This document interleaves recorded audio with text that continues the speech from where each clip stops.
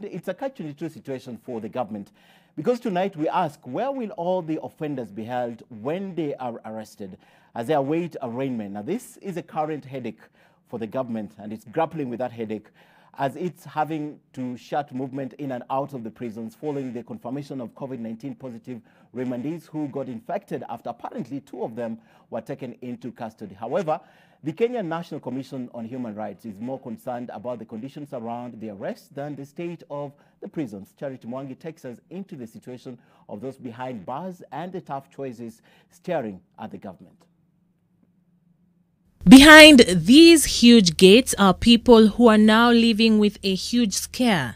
They are behind bars, and within the very confines is the coronavirus, with 31 remandees testing positive Saturday, in addition to 2 others who had been confirmed before. We noted that there were some positive cases, at least 2 cases that were reported from the Nairobi Industrial Area Remand Prison.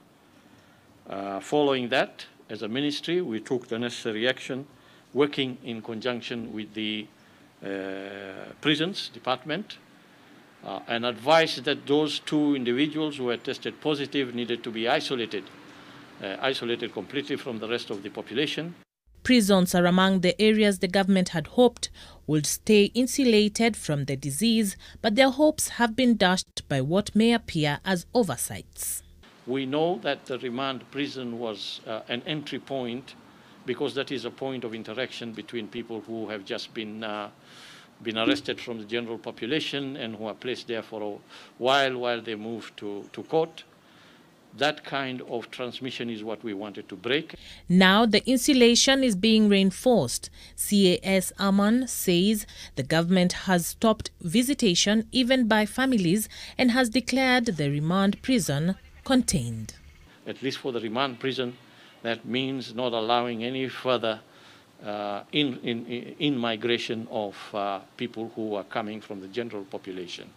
Because that is a closed population, we would like to keep it closed, because that is the way we can contain it. This presents a situation where new offenders may not have enough space to be held in, presenting a challenge for government as it may see a surge in crime.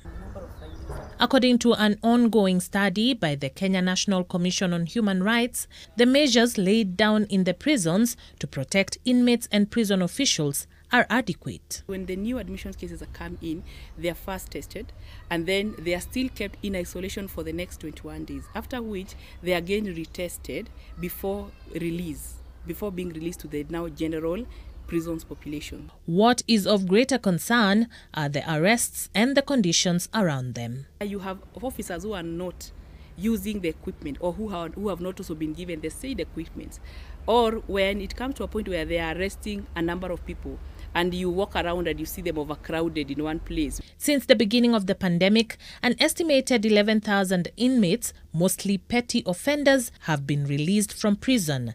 As at Friday, 28th of May, Kenya had about 44,000 inmates across its 129 prisons.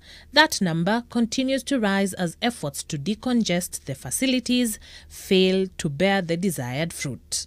Though the judiciary made adjustments on how it conducts cases, there is need to prevent infections further being imported into the prisons. The KPAs and also the larger Council for Administration of Justice to consider facilitating infrastructure for virtual hearings. Police stand accused of not offering bail for some cases, yet it is within its mandate, and courts are being called upon to provide favorable bail terms so as to reduce the number of those being taken into prisons.